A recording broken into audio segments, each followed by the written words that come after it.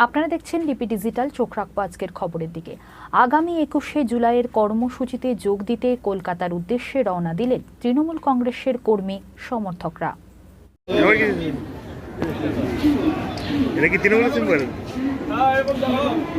এই ছবিগুলোই লাগবে।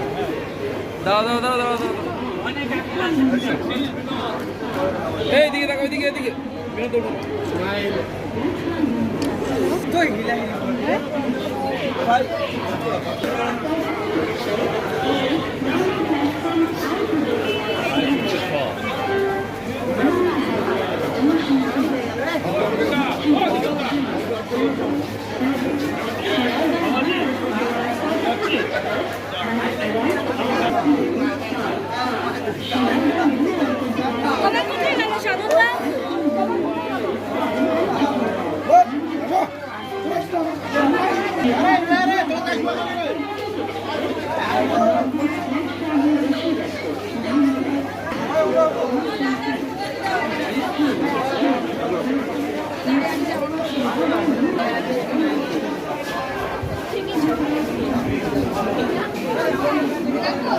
যাত্রা করছে 21শে জুলাই উদ্দেশ্যে।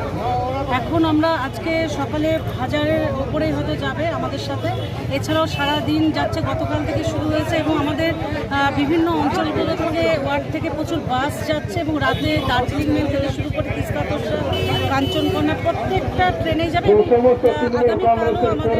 আমাদের 10,000 এবং প্রত্যেকবার যে আমাদের রেকর্ড সংখ্যক একটা জমায়েত ধর্মতলা হয়, এবারে আমাদের রেকর্ড আবার আমরা ভাঙবো এবং দার্জিলিং জেলা সমতল থেকে রেকর্ড সংখ্যক সহকর্মীরা এবার নেতৃত্ব ডাকে সারা দিনে আমরা যাচ্ছি।